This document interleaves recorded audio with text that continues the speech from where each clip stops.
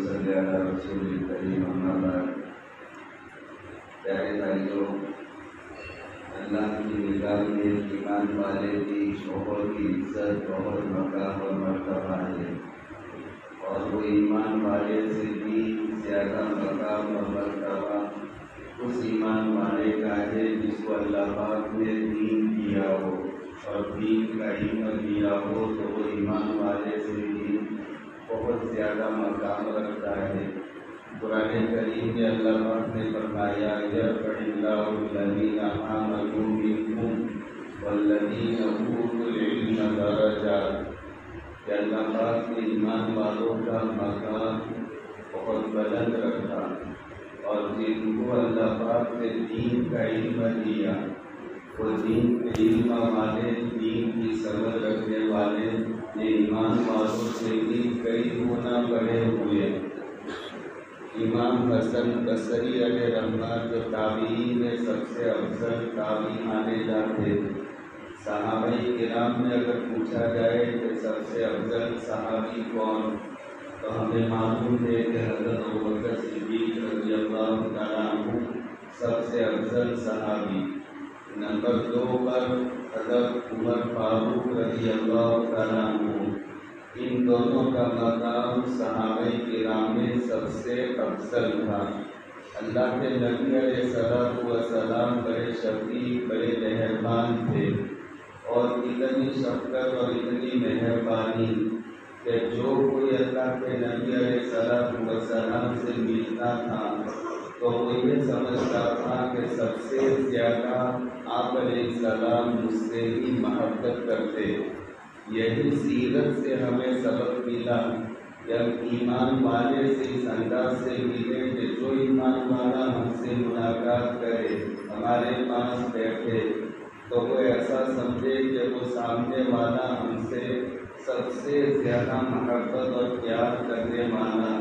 اللہ کے نبی علیہ الصلوۃ والسلام جب کسی ایمان والے اور صحابی سے ملاقات فرماتے تو جب تک وہ سامنے والا اپنا ہاتھ نہ کھینچتا، آپ علیہ السلام اپنے ہاتھ کو نہ کھینچتے، اتنی رعایت فرماتے، اور بات فرماتے تو بالکل سامنے دیکھ کر اس طرف دیکھتے، اور وہ بات کرتا تو یہ ایمان والے سے بے رخی ہے، تو پورے اس کی طرف متوجہ ہو کر اللہ کے نبی علیہ الصلوۃ والسلام بات فرماتے۔ لیکن آپ علیہ الصلوۃ والسلام کی اس قدر شفیق اور مہربان ہونے کے باوجود اللہ پاک نے ایسا رعب عطا فرمایا تھا کہ وہ رعب کی وجہ سے دشمن آپ سے تھر تھر کانپتا تھا۔ مدینہ منورہ میں چھوٹا سا مدینہ تھا، تاریخ مدینہ میں ایسا لکھا ہے کہ ابھی جتنی مسجد نبوی ہے، وہ مسجد نبوی میں ابھی ایک ساتھ 10 لاکھ کا مجمع نماز پڑھ سکتا ہے، 10 لاکھ کی کیپیسٹی۔ تو اتنا اللہ کے نبی علیہ الصلوۃ والسلام کے زمانے میں مدینہ تھا۔ وہ اللہ کے نبی علیہ الصلوۃ والسلام جس سے بھی ملتے وہ مدینہ والوں سے، تو وہ یہ سمجھتا کہ سب سے زیادہ آپ علیہ السلام کو مجھ سے ہی پیار ہے۔ تو 2 صحابی حضرت ابوبکر صدیق، حضرت عمر فاروق رضی اللہ تعالیٰ عنہ کا مقام میں بتا رہا ہوں کہ اللہ کے نبی علیہ السلام شفیق تھے، لیکن آپ کو رعب دیا تھا۔ مدینہ میں جب آپ گئے تو چاروں طرف سے دشمنوں کے خطرات تھے۔ ایک وقت ایسا آ گیا کہ سارے دشمن مل گئے، اور مدینہ میں چھوٹی چھوٹی آبادی کی یہودیوں کی، جو بنو نذیر، بنو قینقاع، یہ یہودیوں کے قبیلوں کے نام تھے، تو وہ تمام کے تمام اور دشمن سب مل گئے، اور سبوں نے حملہ کرنے کا سوچا، اور یہ سوچا کہ آج تو مدینہ کو صفحۂ ہستی سے مٹا دینا، اور اتنا خطرہ آ گیا تھا کہ آج مدینہ کا بچنا بہت مشکل ہے۔ اس وقت اللہ کے نبی علیہ السلام نے خندق کھودی تھی، غزوہ خندق آپ سمجھتے ہو، لیکن آپ حقیقت سمجھو۔ خندق کھودنے کا مطلب یہ تھا کہ عربی گھوڑا اگر یہاں سے دوڑتا ہوا آتا ہو تو وہ چھلانگ لگائے، تو یہاں اس کا پاؤں ہو تو وہ چھلانگ لگائے گا تو وہ دیوار پار کر کے آگے وہ وہاں پر گرے گا۔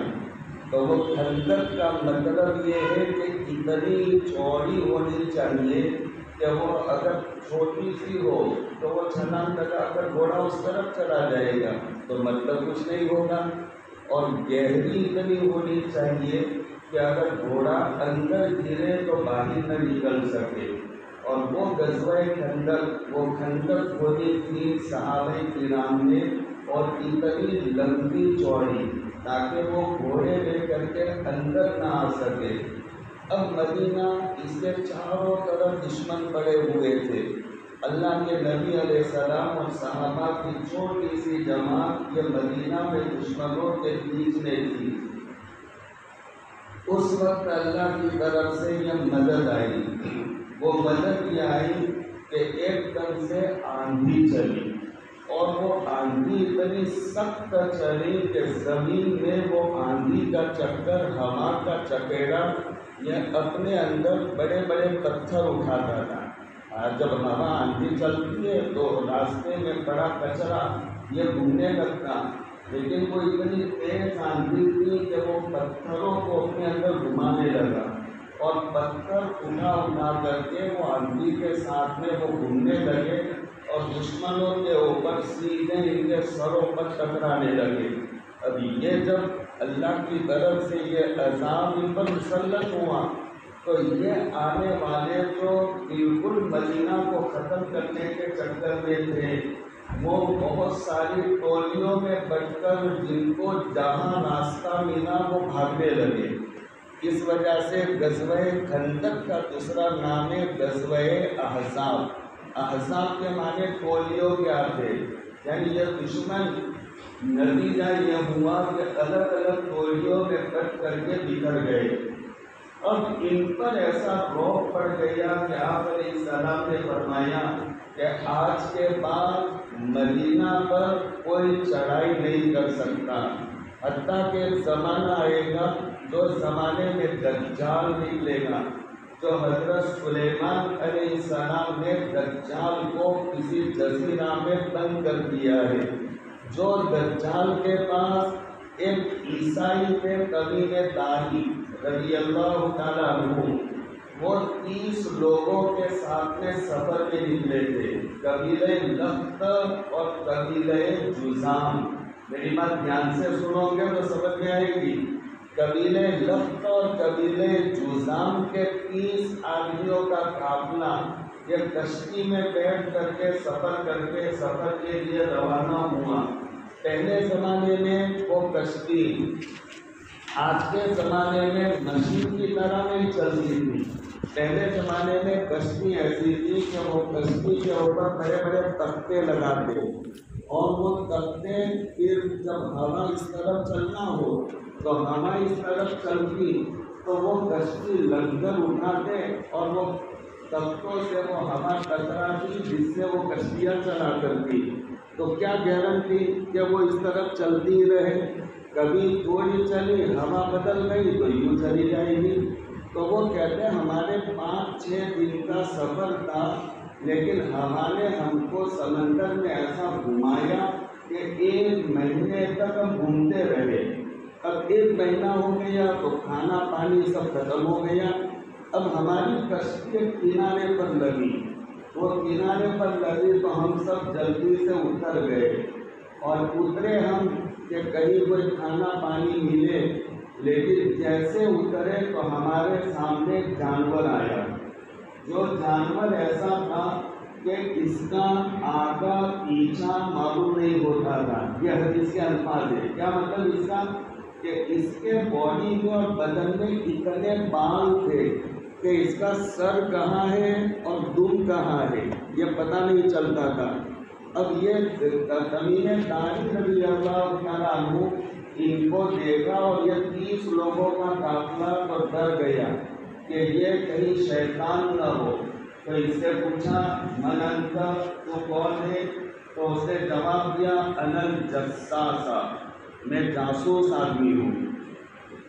اور پھر کہا کہ وہ صومعہ، وہ دیر اور وہ جو قبہ نظر آتا اور جو عمارت، اس میں ایک آدمی تمہارا انتظار کرتا ہے، جاؤ۔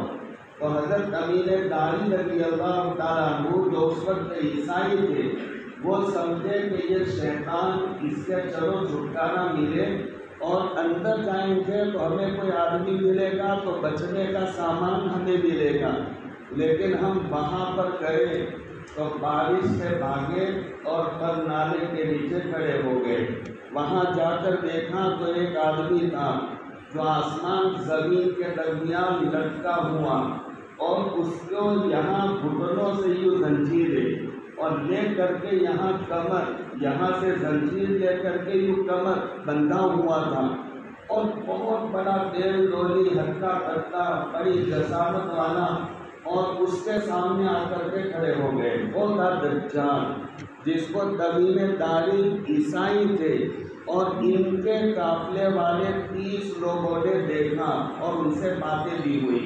اس نے بڑے سوالات بھی کیے، کبھی نہر زہر کے بارے میں سوال کیا، بحیرہ طبریہ کے بارے میں سوال کیا کہ بحیرہ طبریہ یہ اسرائیل کے قبضے میں ابھی یہ سمندر، اور 30 میل کے گھیراؤ میں ہے، کتنا بڑا دریا ہو گیا۔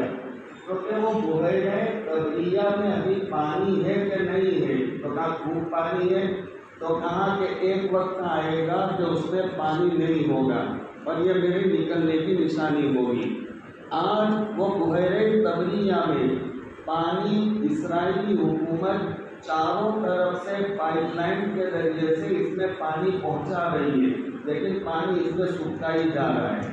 تو اب اس سے انداز لگاؤ کہ ہم بالکل قیامت کے بارڈر کی طرف جا رہے ہیں۔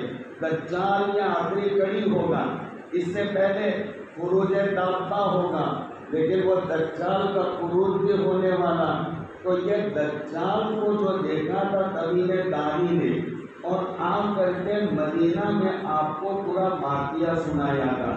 آپ علیہ السلام وسلام پھر اسی وقت میں تمام صحابہ کو جمع کیا، اور جمع کر کے طویل داری سے فرمایا کھڑے ہو جاؤ، ممبر پر آؤ، اور آپ نے جو دیکھا سنا یہ مجمع کو سناؤ۔ انہوں نے پورا واقعہ سنایا۔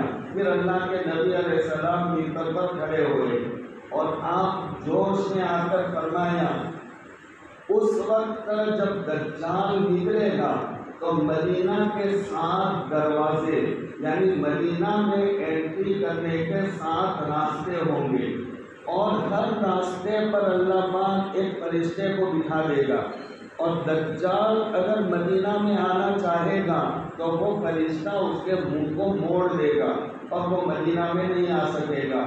اور پھر جوش میں آپ نے فرمایا ممبر پر لکڑی مارتے ہوئے، ہاذہ طیبہ، ہاذہ طیبہ، ہاذہ طیبہ، یہ مدینہ ان تمام خرافات سے بچا ہوا۔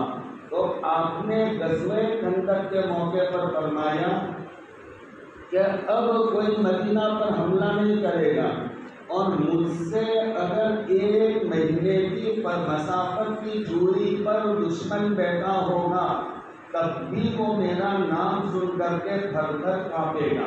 اللہ پاک نے ایسا روک دیا تھا۔ تو آپ علیہ السلام جب مدینے میں آتے تو آپ یوں صحابہ کرام کو دیکھتے، لیکن جیسے جس صحابی پر نظر پڑتی تو آپ کے رعب کی وجہ سے وہ صحابی اپنی نظروں کو جھکا لیتے۔ لیکن یہ 2 شخصیتیں تھیں، حضرت ابوبکر صدیق، حضرت عمر فاروق رضی اللہ تعالیٰ عنہما، کہ اللہ کے نبی علیہ السلام ان کو دیکھتے، وہ دونوں آپ کو دیکھتے، اللہ کے نبی ان کو دیکھ کر مسکراتے اور وہ آپ کو دیکھ کر کے مسکراتے۔ حضرت عمر رضی اللہ تعالیٰ عنہ کی جب شہادت واقع ہوئی، ان کو خنجر مارا تھا دشمن نے، جس کی وجہ سے پانی اور دودھ پیتے تو سیدھا نکل جاتا تھا۔ فجر کی نماز پڑھاتے ہوئے دشمن نے حملہ کیا تھا۔ تو اب یہ حالت میں جب ان کا انتقال ہو گیا تو ان کو غسل کے لیے دیا۔ تو اس وقت مجمع بہت زیادہ تھا، اس لیے کہ امیر المومنین حضرت عمر بن خطاب رضی اللہ تعالیٰ عنہ نے اپنے دور خلافت میں جو کام کیا تھا، 17,000 قرآن کے حافظ تیار کیے تھے انہوں نے، 17,000، اور انہوں نے دنیا میں 700 جمعہ مسجدیں بنوائی تھی۔ تو چھوٹی موٹی مسجدیں کتنی بنائی ہوگی، اور ایمرجنسی اسلام اتنا پھیلا کہ 1,00,000 قرآن کے نسخے ایمرجنسی انہوں نے لکھوائے اور مختلف ملکوں میں انہوں نے بھیجے۔ تو ہماری طرح آج پریس کا زمانہ نہیں تھا، ہاتھ سے لکھنا پڑتا تھا، تو وہ 1,00,000 قرآن کے نسخے لکھ کر کے ایمرجنسی بھیجوائے۔ اب وہ امیر المومنین اتنے بڑے کا جب حادثہ ہو گیا تو مجمع بھی بہت زیادہ تھا۔ وہ مجمع میں اللہ کے نبی علیہ السلام کے چچا حضرت عباس، جو آپ علیہ السلام سے عمر میں 2 سال بڑے تھے، لیکن ہائٹ اتنی لمبی تھی حضرت عباس رضی اللہ تعالیٰ عنہ کی کہ گھوڑے پر بیٹھتے تھے تو ان کے پاؤں زمین پر لگ جاتے تھے، اتنے لمبی ہائٹ تھی حضرت عباس کی۔ اور امیر حمزہ جو اللہ کے نبی علیہ السلام کے وہ بھی چچا ہیں، لیکن وہ عمر میں جس دن امیر حمزہ پیدا ہوئے اسی دن اللہ کے نبی علیہ السلام کی بھی پیدائش ہوئی۔ تو دونوں ایک ہی دن، عمر میں دونوں چچا بھتیجے وہ ایک ہی دن کی پیدائش ہے۔ تو حضرت عمر رضی اللہ تعالیٰ عنہ کو غسل کے لیے دیا، تو پیچھے سے ایک آدمی حضرت عباس کے بیٹے عبداللہ کہتے میں بھی بھیڑ میں تھا، تو ایک آدمی دھکا مارتے ہوئے مجمع میں سے بیچ میں آئے اور اس نے میرے کندھے کے اوپر کوہنیاں رکھ دی، اور میں بالکل قریب میں تھا حضرت عمر بن خطاب کے، اور کوہنیاں رکھ کر کے وہ کہنے لگے کہ مجھے امید ہے کہ اللہ پاک آپ کو اپنے 2 ساتھیوں کے ساتھ ملا لے گا۔ 2 ساتھی سے مراد سمجھ گئے؟ اللہ کے نبی علیہ السلام اور حضرت ابوبکر صدیق، یہ تو پہلے چلے گئے تھے۔ مجھے امید ہے کہ اللہ آپ کو اپنے 2 ساتھیوں کے ساتھ ملا لے گا۔ کیوں؟ اس لیے کہ بارہا میں نے اللہ کے نبی علیہ السلام کے زبان یہ سنا ہے، کنتو انا ابو بکر و عمر، یہ جگہ پر میں تھا، ابو بکر عمر، فعلت انا ابو بکر و عمر، یہ کام میں نے کیا ابو بکر عمر نے، ذهبت انا ابو بکر و عمر، وہ وہاں پر میں گیا میرے ساتھ ابو بکر عمر۔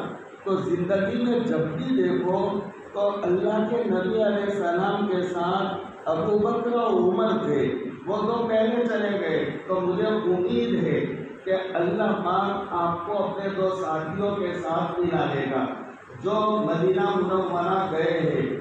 مجھے بھی اللہ پاک نے بلایا تھا، گئے تو جس جگہ کبھی جاتے ہیں تو کوئی چیز ہم نوٹ کرتے کہ یہاں کی یہ پرائیویٹ چیز، یہ خاص چیز۔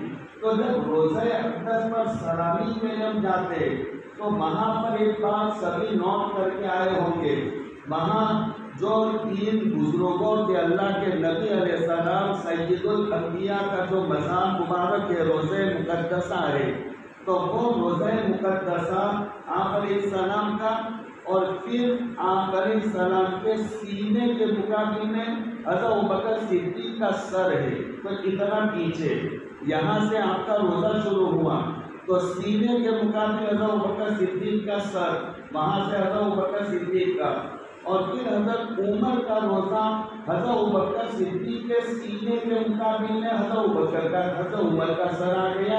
اس طریقے پر 3 کے روزے۔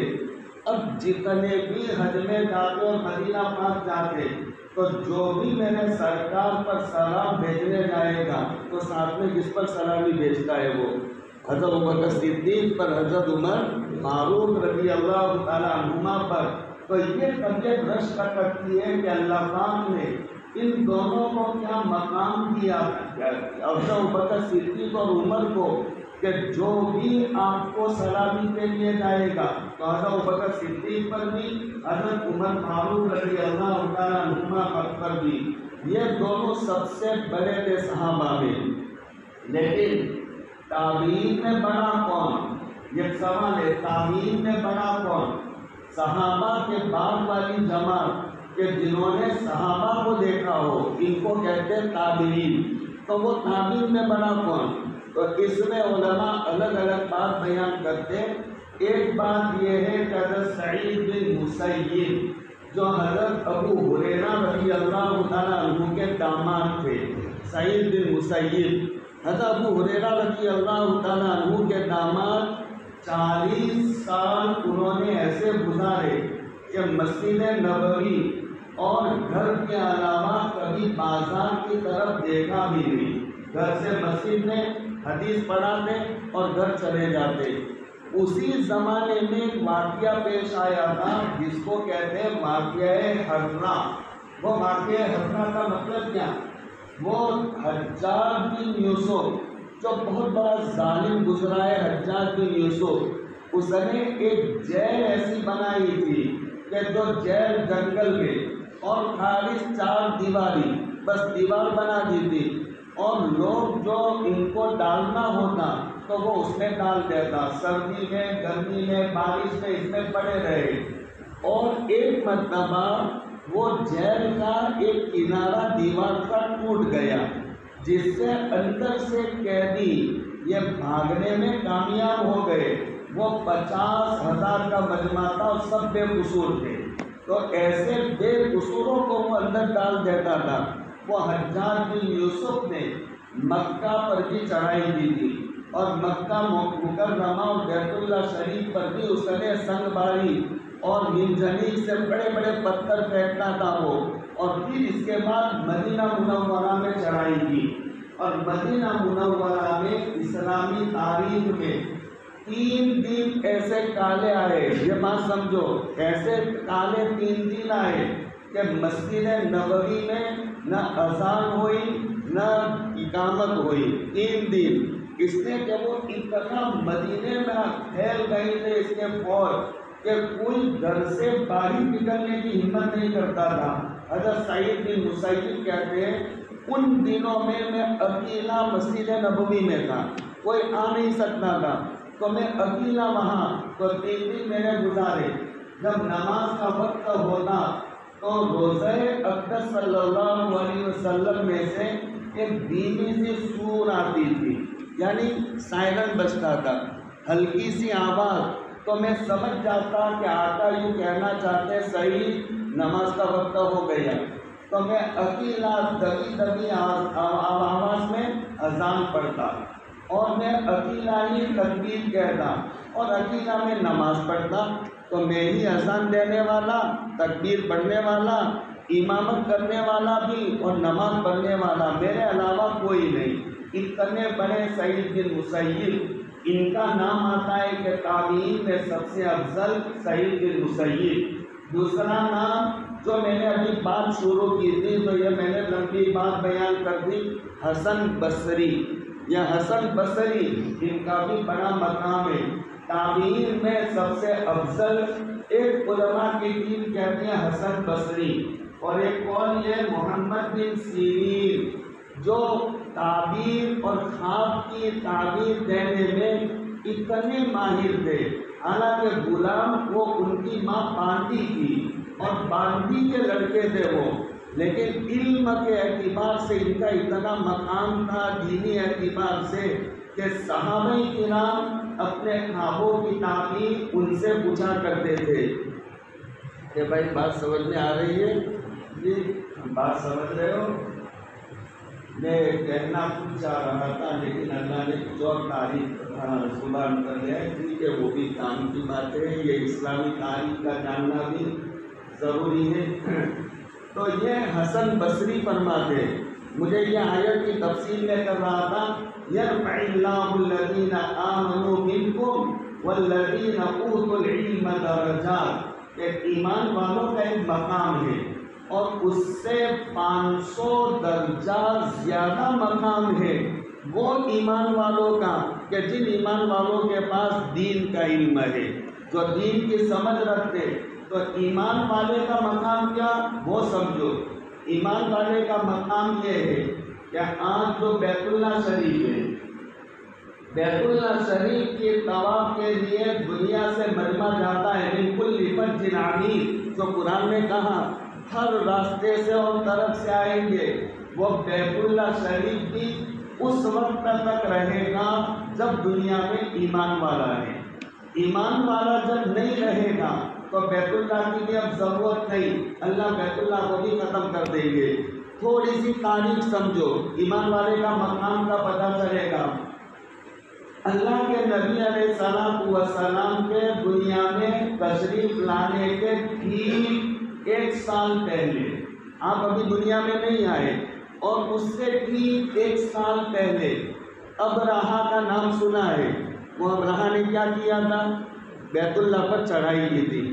وہ بیت اللہ پر چڑھائی کے لیے جب وہ آیا، اس وقت ابھی اللہ کے نبی علیہ السلام دنیا میں آئے چلے، ابھی اسلام بھی نہیں آیا، لیکن آپ علیہ السلام کا دنیا میں آنا باقی ہے، صحابہ کا آنا باقی ہے، تابعین کا آنا باقی ہے، ہزاروں بزرگان دین کا آنا باقی ہے، اتنے بڑے ایمان والوں کا مجمع کا ہونا بھی باقی ہے۔ اب اس ایمان والا ابھی دنیا میں اربوں خربوں کی تعداد میں آنے والا تھا، اور اب اس وقت میں ابرہہ یہ جب آیا بیت اللہ پر چڑھائی کے لیے، تو اس کی فوج جب آ رہی تھی تو اللہ کے نبی علیہ السلام کے دادا، آپ علیہ السلام کے والد ابا عبداللہ، یہ تو اس وقت دنیا سے چلے گئے تھے جب آپ اپنی ماں کے پیٹ میں ابھی 6 مہینے کے تھے، تو اس وقت باپ تو دنیا سے رخصت ہو گئے تھے، اور آپ دنیا میں آئے تو دادا کے پاس رہے، اور 2 سال کے ہوئے تو دادا بھی چلے گئے، 2 سال دادا کے پاس رہے اور دادا کا انتقال ہو گیا۔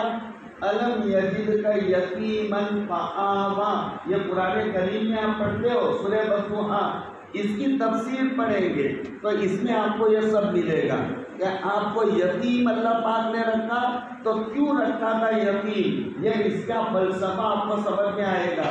تو عبد المطلب کے اونٹوں کو ابرہہ نے لے لیا تھا، تو ابرہہ نے وہاں مکہ سے دور پڑاؤ ڈالا، اور جب اس کو بیت اللہ پر چڑھائی کرنی تھی تو ڈر تو لگے گا اس کو کہ ہم چڑھائی کریں گے تو کوئی ہمارے اوپر حملہ کرے گا، تو وہ پہلے سے بات چیت کرنے کے لیے اپنے چند فوجیوں کو بھیجا کہ مکہ میں جو بڑا آدمی ہو اس کو بلا کر میرے پاس لاؤ۔ اب مکہ میں آئے، لوگوں سے پوچھا تو لوگوں نے کہا کہ ہم نے بڑے تو عبد المطلب تھے، اس وقت بڑے تھے، اور اللہ نے ان کو جمیل خوبصورت بنایا تھا، اور ان کو دیکھ کر سامنے والے پر رعب پڑ جائے ایسا بنایا تھا، جمیل باروب آدمی۔ تو وہ عبد المطلب کا نام لیا۔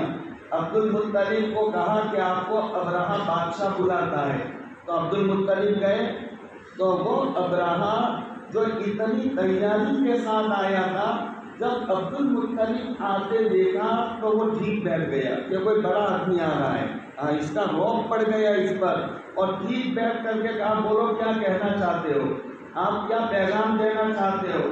تو عبد المطلب نے کہا میرا بس یہ کہنا کہ آپ کی فوج نے میرے اونٹ لے لیے ہیں، تو آپ فوج کو کہو کہ میرے اونٹ دے دے۔ تو وہ ابرہہ کہنے لگا کہ آپ آئے تو میرے دل میں آپ کا ایک رعب پڑ گیا، لیکن آپ نے اپنے بیت اللہ کی کوئی بات نہیں کی، یہ بات سمجھنے کی ہے، آپ نے اپنے بیت اللہ کی کوئی بات نہیں کی جس کو میں آپ ڈھانے کے لیے، زمین دوش کرنے کے لیے آیا، اور آپ تو اپنے اونٹوں کی بات کرتے ہو۔ تو عبد المطلب نے ایک تاریخی جواب دیا کہ وہ بیت اللہ کا مالک کوئی اور ہے، وہ اس کی حفاظت کرے گا، اور اونٹ کا مالک میں ہوں، تو مجھے اپنے اونٹ کی فکر ہے، میرے اونٹ دے دو، اور وہ بیت اللہ اور اللہ کے گھر کا مالک یہ جو ہوگا وہ اس کی حفاظت کرے گا۔ اور پھر وہ اونٹ لے کر کے آئے، یقین تھا ان کو اتنا کہ اللہ کا عذاب آئے گا۔ مکہ والوں سے کہا پہاڑوں پر چڑھے جاؤ اور چھپ جاؤ، اور سب دیکھو ابھی اللہ کا عذاب آئے گا، اور بیت اللہ کو ختم نہیں کر سکے گا۔ ابھی آپ دنیا میں نہیں آئے، لیکن وہ چلا، اللہ پاک نے پرندوں کے جھنڈ کو بھیج کر کے ان تمام کو تہس نہس کر دیا۔ ماں عائشہ صدیقہ عفیفہ کائنات رضی اللہ تعالیٰ عنہ بیان فرماتی ہے کہ ان میں سے ایک آدمی بچ گیا تھا، تو میں نے اس کو مدینہ کے گلیوں میں جو آنکھوں سے اندھا تھا اور کٹورا لے کر کے میں نے بھیک مانگتے ہوئے دیکھا ہے۔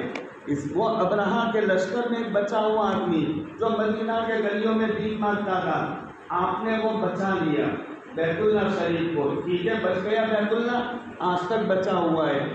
اب ایک زمانہ آنے والا ہے عنقریب، حدیث میں آپ علیہ السلام نے فرمایا کہ حبشہ کا ایک بادشاہ ذوالسویقین اس کا لقب ہے، یہ پتلی پنڈلیوں والا ایک بادشاہ آئے گا اور بادشاہ آ کر کے بیت اللہ کو ڈھا دے گا، زمین دوز کر دے گا، اور بیت اللہ پر جب سے بیت اللہ بنا تب سے لے کر آج تک لوگ محبت میں کوئی اپنا زیور دے دیتا، عورتیں چین ڈال دیتی، وہ آج تک لوگ کرتے، تو وہ کس کا؟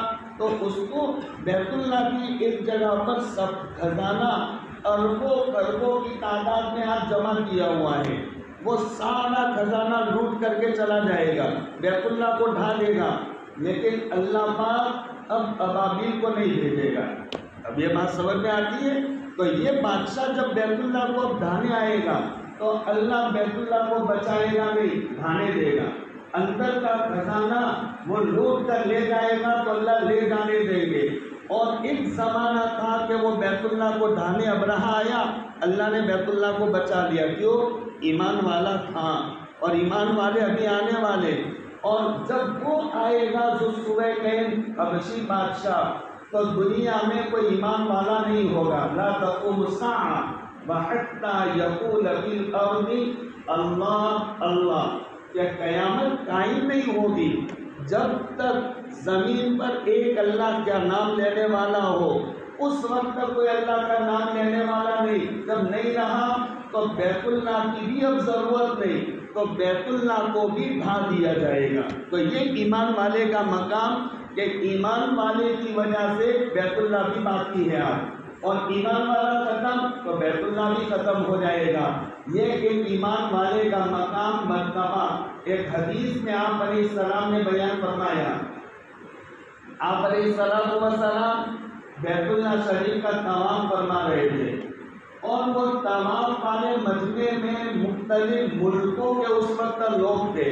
حبشہ کے حضرت بلال تھے، روم کے حضرت سہیب تھے، یمن کے ابو موسیٰ اشعری تھے، اور یہ مختلف، اور فارس کے حضرت سلمان، یہ مختلف ملکوں کے مختلف زبانوں والے مختلف رنگت والا مجمع، اور سب بیت اللہ کا طواف کر رہے تھے، اور محبت اور عاشقانہ انداز میں۔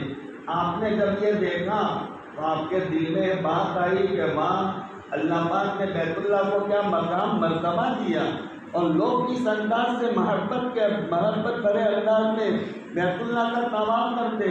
تو آپ طواف کرتے کرتے ٹھہر گئے، سنیے یہ بات، یہ حدیث کا ٹکڑا سنیے۔ آپ رک گئے اور رک کر کے بیت اللہ سے کہنے لگے، بیت اللہ وہ بھی آپ کی بات سنتا تھا۔ یہ سمجھیے، آپ کو اگر نہیں جانا ہے، نہیں سمجھا تو ہم نے نہیں سمجھا۔ روایت پاک میں ایسا ہے کہ ایک یہودی ایسا آیا تھا، اور اسی طرح ایک پہلوان بھی آیا تھا۔ وہ روایت میں علامہ سیوطی نے پہلوان کا نام بھی ذکر کیا، ایک یہودی کا ذکر بھی۔ وہ یہودی آپ سے آ کر کے کہنے لگا کہ آپ وہ اللہ کے نبی؟ تو کہا ہاں۔ آپ وہ جو نبوت کا اعلان کرتے ہو دعوے دار؟ تو کہا ہاں۔ اچھا، آپ اللہ کے نبی ہو، اس کی دلیل دو مجھے۔ تو کہا کہ تیرے ہاتھ میں کیا ہے؟ تو کہا میرے ان کے ہاتھ میں تھیلی تھی۔ تو کہ یہ تھیلی میں کیا؟ تو کہا اس میں مری ہوئی گو، جس کو عربی میں کہتے ہیں الزب، زب کے معنی گو، اردو میں کہتے ہیں اس کو ٹپرا گو۔ علامہ دینی علیہ رحمٰن نے لکھا کہ وہ گو ایسا مضبوط جانور ہے کہ 700 سال جیتا ہے، وہ 700 سال، اور اس کا ایک دانت گرتا نہیں۔ اور یہ تمام مخلوقات میں یہ اکیلا جانور صرف ایسا ہے جس کو پانی کی ضرورت نہیں ہے، پانی نہیں پیتا، 700 سال جیتا ہے، پانی نہیں پیتا۔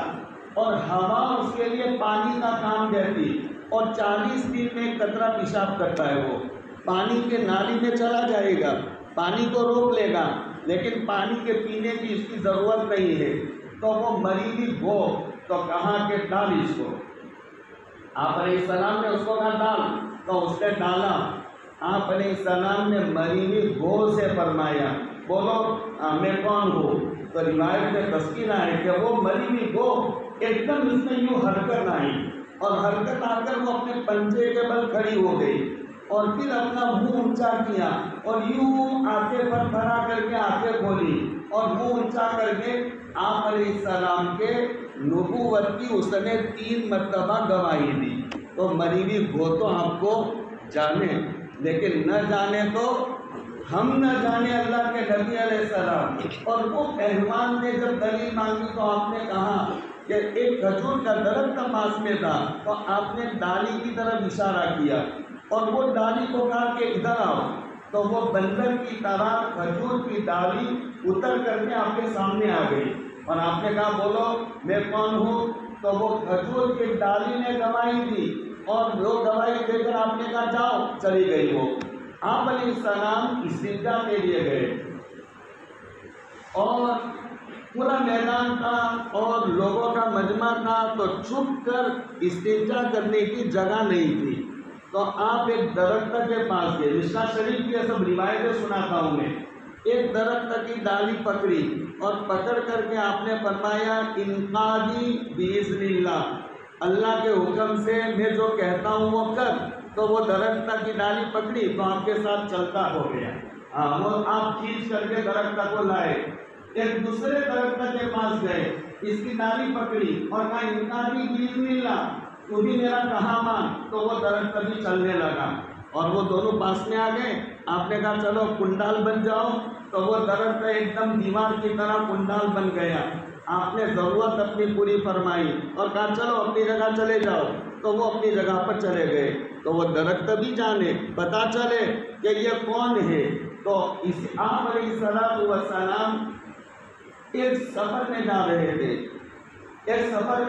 تھے، اور وہ سفر میں بہت بڑا مجمع تھا۔ اب یہ سارا آرام کا وقت تھا، تو سب پورا مجمع اپنے اپنے ٹھکانوں میں وہ آرام کر رہا تھا۔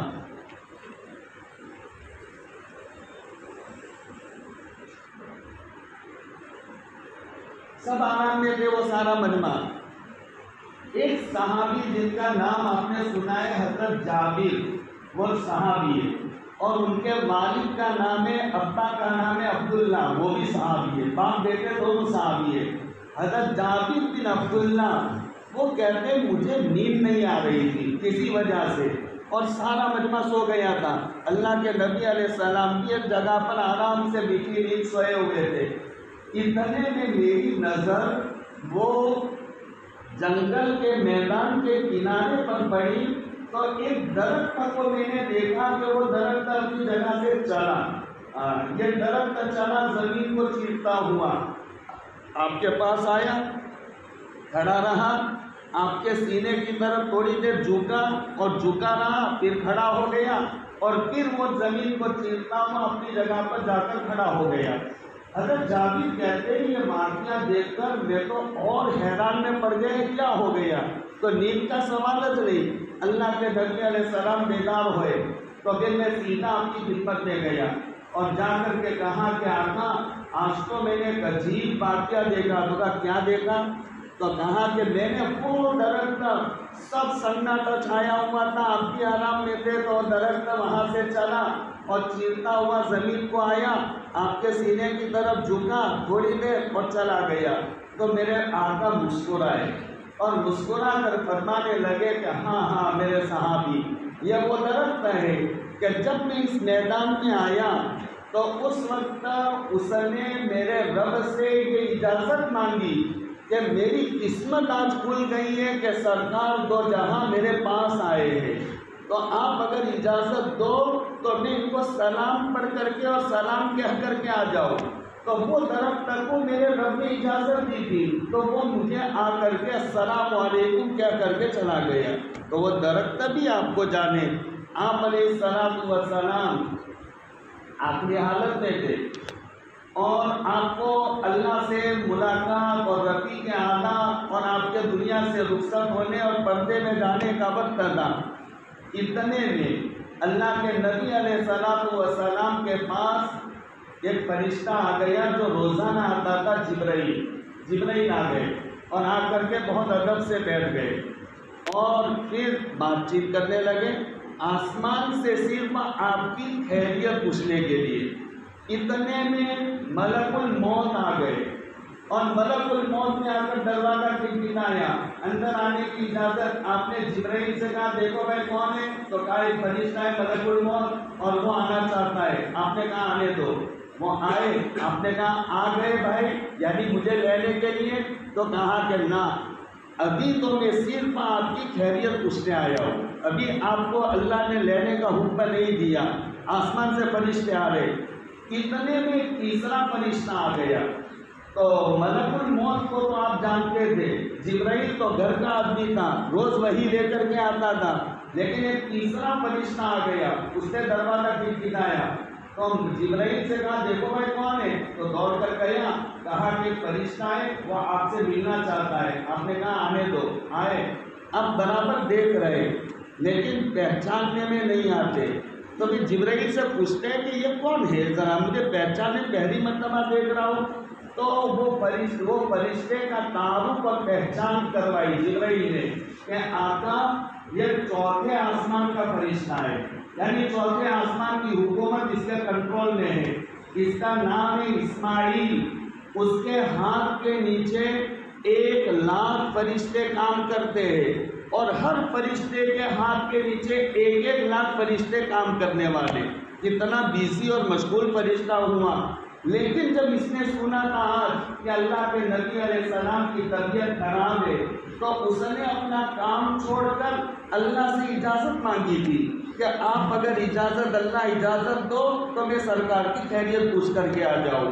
تو یہ اللہ کے نبی علیہ السلام کا مقام، آپ علیہ السلام کو سب جانے، درخت، دریا، پہاڑ، ندی، نالے، سب اللہ کے نبی علیہ السلام کو آپ نے فرمایا وہ پتھر میں جانتا ہوں کہ جب میں جاتا تھا تو نبی نہیں تھا، اس وقت وہ مجھے سلام کرتا تھا، میں اس کو آج بھی جانتا ہوں۔ تو وہ پتھر بھی سلام کرتا تھا۔ ایک صحابی آ گئے رضی اللہ تعالیٰ عنہ اور آ کر کے آپ سے کہنے لگے کہ آقا میرے بارے میں اونٹ طوفان میں چڑھے ہوئے، اونٹ بڑا مضبوط جانور ہے، اسی لیے اللہ نے قرآن میں اس کا تذکرہ کیا، فَلَا يَنْظُرُونَ إِلَى الْإِبِلِ كَيْفَ خُلِقَتْ، کیا میری قدرت نہیں دیکھتے کہ میں نے اونٹ کو کیسا پیدا کیا ہے؟ یہ جنگل کا راجا مانا جاتا ہے اونٹ، اور یہ 7 دنوں تک پانی کا اسٹاک، یہ جانور ہے کہ جو 7 دنوں تک اللہ نے ایسا ٹنکی بنائی ہے، اس میں دوسرے جانوروں میں نہیں، کہ جب پانی کی ضرورت پڑے تو وہ ٹنکی میں سے کھینچ کر کے وہ پی لیتا ہے۔ یہ ایسا ٹنکی اللہ پاک نے وہ جانور میں بنائی۔ تو وہ اونٹ بڑا مضبوط جانور، آپ دیکھتے ہو وہ گاڑا، اس کے اوپر بورے کے بورے لگے اور وہ اونٹ اس کو دھکیل کر لے جاتا ہے اور پتہ بھی نہیں، اطمینان سے کئی بورے اٹھا کر، اتنا مضبوط جانور۔ ایسا مضبوط جانور جب طوفان چل جائے تو کنٹرول کون کرے؟ کون؟ ایسے کئی لوگوں کو ایک دم سے 1,00,000 میں وہ کچل دے۔ وہ صحابی آ گئے اور آ کر کے اللہ کے نبی علیہ السلام سے کہنے لگے آقا میرے بارے میں اونٹ طوفان چڑھے ہوئے ہیں، تو کنٹرول نہیں ہو رہے ہیں۔ اللہ کے نبی علیہ السلام کھڑے ہو گئے، ٹیبل کو ٹھیک کیا اور کہا چلو، تو چلے۔ پھر جب بارے کے پاس گئے تو آپ نے کہا دروازہ اور کتلا کھولو، تو وہ صحابی ڈر گئے کہ اندر میں اونٹ بہت طوفان چڑھے ہوئے، آقا اگر اچانک چلے جائیں گے کوئی اونٹ حملہ کرے گا، اور حملہ کرے گا تو ایک دم سے آپ کو تکلیف پہنچے گی۔ تو ادب سے کہنے لگے آقا اندر میں اونٹوں نے تو دھمال مچا رکھی ہے، آپ دروازہ کھولے۔ ارے میرے سامنے دروازہ تو کھولو۔ دروازہ جیسا کھولا تو جیسے کلاس میں بچے دھمال کرتے ہو اور استاد چلا جائے تو وہ سارے بچے اپنی اپنی جگہ پر بیٹھ جاتے، سارے اونٹ ایک دم جہاں پر تھے ایسے اپنی جگہ پر سہم کر کے کھڑے ہو گئے۔ جیسے اللہ کے نبی علیہ السلام کو دیکھا تو وہ سارا طوفان ختم، آپ نے اونٹ کو پکڑا اور پکڑ کر کے اس کے مالک کو دیا اور کہا کہ لو اور اس کے ناک میں رسی ڈالو، اور دوسرے کو پکڑا اور کہا لو اس کے ناک میں رسی ڈالو، تو وہ اونٹ سمجھ رہا آپ نے حضرت علی رضی اللہ تعالیٰ عنہ اور اللہ کے نبی علیہ السلام دونوں نے مل کر جو آپ کا ایک ہی زندگی میں آپ نے حج کیا ہے، 4 عمرہ کیے اور حج صرف ایک کیا ہے اپنی زندگی میں، جس کو حجۃ الوداع کہتے ہیں سن ہجری 9 میں، تو وہ حج کے موقع پر آپ نے 100 اونٹ کی قربانی دی ہے، 100 اونٹوں کی۔ لیکن اونٹوں کی قربانی کیسے دی ہے؟ آپ ایک جگہ پر کھڑے رہتے، آپ قربانی کرتے ہو تو بکرے کو ذبح کرنا ہو تو کتنا دھمال مچانا پڑتا ہے، کتنے ملک الموت اس کو پکڑنے کے لیے پہلے مشورہ، اور پھر تو یہ دم پکڑنا تو پاؤں پکڑنا، یہ مشورہ ہوتا۔ لیکن ادھر اونٹ کی قربانی ہو رہی ہے اور آپ کھڑے تو وہ اونٹ چلتا ہوا آپ کے سامنے آتا ہے، آپ اس کا نہر کرتے وہ چلا جاتا اور دوسرا آتا، اس کا نہر کرتے وہ چلا جاتا تیسرا۔ وہ اونٹ سمجھتا تھا کہ میں نبی کے ہاتھ ذبح ہو جاؤں تو میری خوش قسمتی ہے، تو آپ ایک طرف کھڑے اور وہ اونٹ ایک ایک چلاتا اور آپ اس کا نہر کرتے اور وہ ایک طرف چلا جاتا، تو وہ سب جانے نبی علیہ السلام کے مقام کو نہ جانے تو ہم نکمے، ہم کمینے، اللہ کے نبی علیہ السلام کے مقام اور مرتبہ کو نہ جانے۔ تو بیت اللہ کو اس سے بڑی بات ایک اور بتا دوں، مدینہ منورہ اس کا پہلا پرانا نام کیا تھا؟ کسی کو یاد ہو تو یثرب۔ یثرب کا معنی کیا؟ یثرب کا معنی آتا ہے وائرس کی جگہ، جہاں وہاں پر جو کوئی جائے بیمار پڑ جائے۔ وہ بہت بنجر اور ویران ایریا تھا اور یہ خراب ایریا کہ یہ رہنے کے قابل نہیں، تو اس کا نام ہی تھا یثرب۔ یہ تو آپ نے جانے کے بعد اس کا نام مدینہ رکھا، اس کا نام طیبہ رکھا، یہ آپ نے نام رکھے، لیکن وہ یثرب تھا۔ تو وہ یثرب میں جب اللہ کے نبی اور صحابہ ہجرت کر کے گئے تو پھر صحابہ کرام کو وہاں آب و ہوا راس نہیں آئی، تو الگ جگہ پر جائے تو آب و ہوا راس کبھی نہ آئے تو آدمی بیمار پڑ جاتا ہے، تو سب صحابہ بیمار پڑ گئے، بخار لگ گئی، بدن کمزور ہو گیا، پیلا پڑ گیا۔ صحابہ کرام جب بہت زیادہ برداشت سے باہر ہو گیا تو پھر آپ کے پاس آئے اور آپ علیہ السلام سے کہنے لگے کہ آقا مدینے کے بخار نے تو ہم کو تھکا دیا ہے اور اتنے دنوں سے ہم بخار میں ہیں۔ تو آپ علیہ السلام نے فرمایا، اب سنو حدیث کے الفاظ، آپ نے فرمایا یا امہ عربی میں کہتے ہیں بخار کو، تو آپ کس کو کہہ رہے ہیں؟ بخار کو۔ یا امہ اذهب الى قوبہ، کہ بخار مدینہ والوں کے بدنوں سے نکل اور قوبہ چلا جا، جو مدینہ سے 5 کلومیٹر پر ہے، 5-6 کلومیٹر پر۔ تو سب صحابہ کے بدن سے بخار نکل گیا اور قوبہ والوں میں جا کر کے بخار سب ہوتی ہے ان کے بدنوں میں۔ اب قوبہ والوں کو پتہ چلا کہ اللہ کے نبی نے مدینہ والوں سے بخار کو ہمارے پاس، بخار سمجھتے ہو نا، تاؤ بخار، تب جس کو کہتے ہیں تاؤ بخار، کہ وہاں بھگایا ہے ہمارے پاس۔ تو وہ قوبہ والے دوڑے دوڑے آئے اور کہنے لگے آقا ہم نے کیا گناہ کیا تھا کہ ہم کو آپ نے بخار دے دیا اور مدینہ والوں سے نکال دیا؟ تو آپ نے کہا بیٹھو، ایک دن کا بخار آئے تو پچھلے 1 سال کے گناہ معاف ہو جاتے، اب فیصلہ کرو چاہیے کہ نہیں چاہیے۔ تو قوبہ والوں نے کہا پھر تو ہمیں بخار رہنے دو، 1 سال کے بخار۔ اس نے کہا بیماری بھی نعمت ہے، پچھلے گناہوں کے بیماری میں دعا جو دی جاتی ہے، بیمار کو دیکھو تو دعا سنت کیا ہے؟ لا باس طہور انشاءاللہ تعالی، یہ دعا ہے۔ کیا مطلب؟ ارے گھبراؤ مت، طہور یہ تو تمہارے پچھلے گناہوں کو صاف کرنے کے لیے آئی ہے انشاءاللہ۔ یہ دعا بھی بڑی، ہر بیمار کو دیکھ کر یہ دعا پڑھو، لا باس طہور انشاءاللہ تعالی، گھبراؤ مت، ٹینشن مت لو، یہ بیماری تمہارے پچھلے گناہوں کو صاف کر دے گی۔ اب اسی کے ساتھ ایک اور دعا بھی سن لو، اپنے گھر میں بھی پڑھنے کی، کسی کی عیادت کرنے کے لیے جاؤ، ہم تو پڑھتے ہیں، ترمذی شریف کی روایت ہے، اپنی بیوی بیمار ہو جائے، اپنی ماں بیمار ہو جائے، ابا بیمار ہو جائے، یا کوئی دوست کا اس کی خیریت پوچھنے، تو بیمار کے پاس کھڑے رہ کر جو 7 مرتبہ یہ دعا پڑھے، یاد کر لو، اسأل اللہ العظیم رب العرش العظیم ان یشفیک، اسأل اللہ العظیم رب العرش العظیم ان یشفیک، یہ 7 مرتبہ پڑھے تو آپ نے فرمایا اگر اس کی موت کا وقت نہیں آیا تو اس کو ضرور شفا ملے گی۔ تو اپنی بیوی بیمار ہو جائے تو پڑھنا چاہیے، موت کا وقت نہیں آیا تو شفا مل جائے گی، ابا بیمار ہو جائے تو پڑھنا چاہیے، موت کا وقت نہیں آیا تو شفا ضرور ملے گی۔ اور بیمار کے پاس جاؤ تو یہ دعا پڑھو، لا باس طہور انشاءاللہ تعالی، کوئی ٹینشن کی بات نہیں، پچھلے گناہوں کو صاف کرنے کے لیے۔ تو میں تو یہ سمجھا رہا تھا بخار بھی آپ کی بات مانے، درخت بھی آپ کی بات مانے، اونٹ بھی آپ کی بات مانے، پتھر بھی آپ کی بات مانے۔ ایک صحابی آپ کے پیچھے بیٹھے ہوئے تھے، میں بات پوری کرنے جا رہا ہوں اور حدیثیں اترتی رہتی ہیں میرے دماغ میں۔ تو ایک صحابی آپ کے پیچھے بیٹھے ہوئے تھے، کھچر پر آپ سوار تھے اور جا رہے تھے، اور پیچھے سے صحابی نے آواز لگائی کہ آقا پانی کی ضرورت ہے، سخت گرمی کا موسم تھا۔ تو آپ نے صحابی کو دیکھا نہیں، تو آپ نے صحابی سے کہا ٹھیک ہے چلو آگے پانی مل جائے گا۔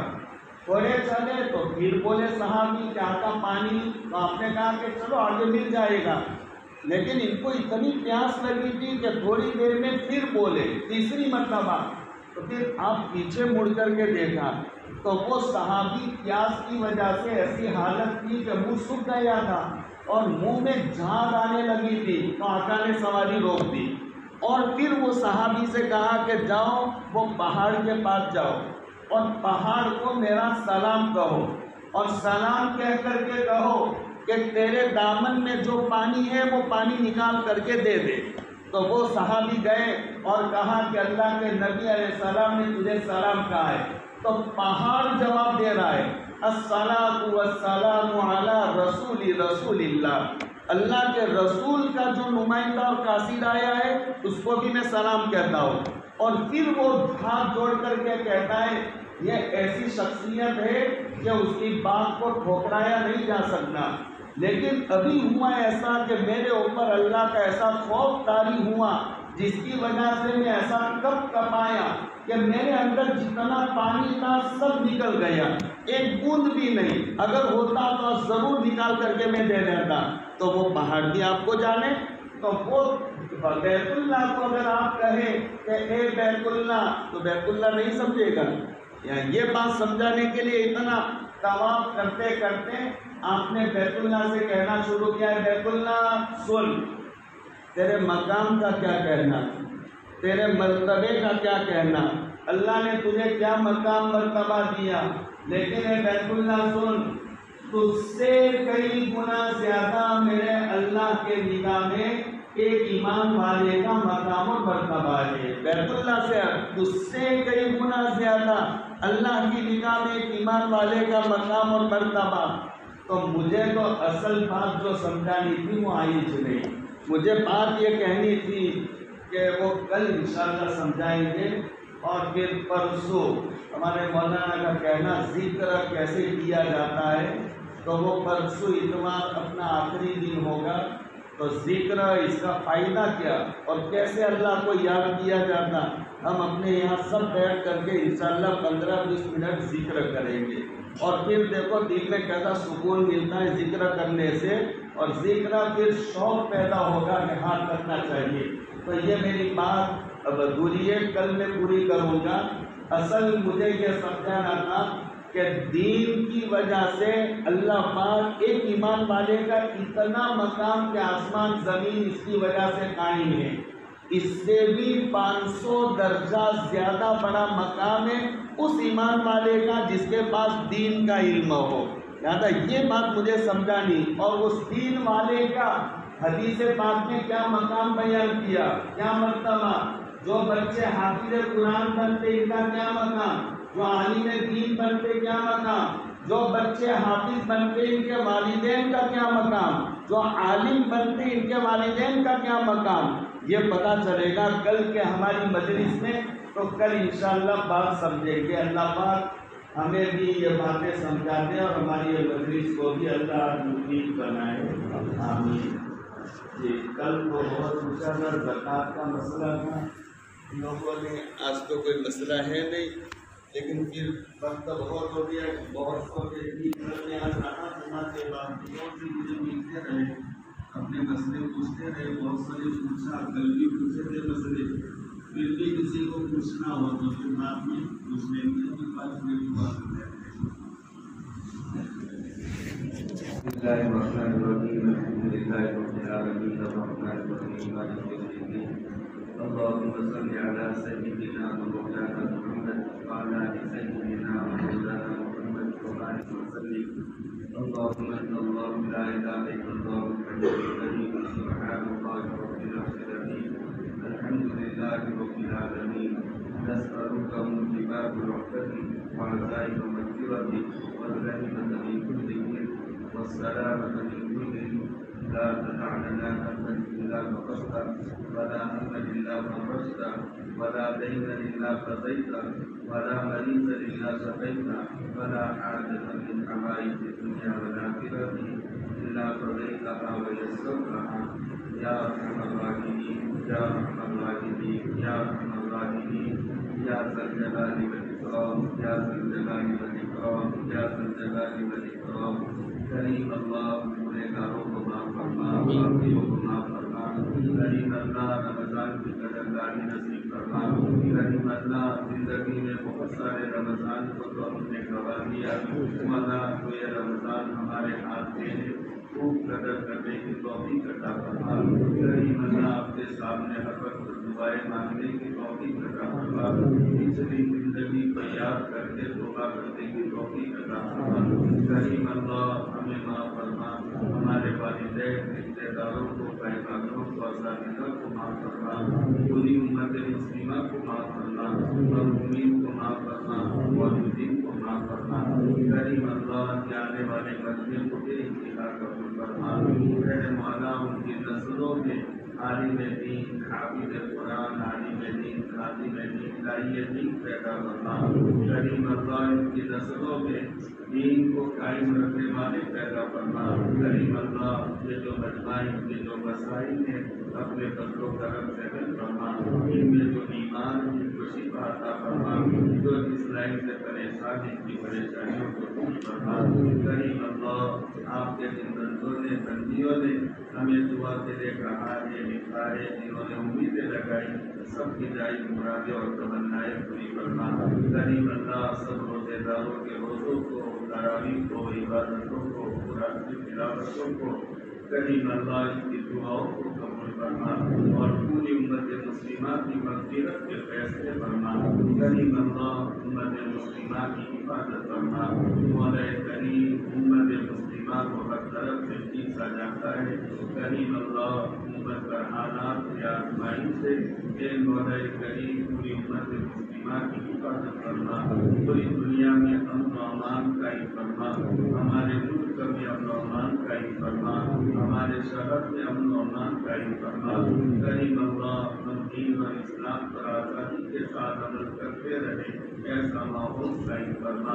کریم اللہ ہمارے مساجد کی، مدارس کی، دینی درسگاہوں کی، کریم دعوت و تبلیغ کی اور ان میں کام کرنے والوں کی حفاظت فرما. کریم اللہ ہمارے جمع ہونے کو، کہنے کو، سننے کو اور دعاؤں کو اپنے دربار میں قبول فرما. اس کو آخرت کا ذخیرہ بنا، ہدایت کا ذریعہ بنا. اللہم ربنا تقبل منا انک انت السمیع العلیم وتب علینا انک انت التواب الرحیم. جزا اللہ عنا محمدا ما هو صلی اللہ علیہ وسلم. سبحان ربک رب العزة عما یصفون وسلام علی المرسلین والحمد للہ رب العالمین. برحمتک یا ارحم الراحمین.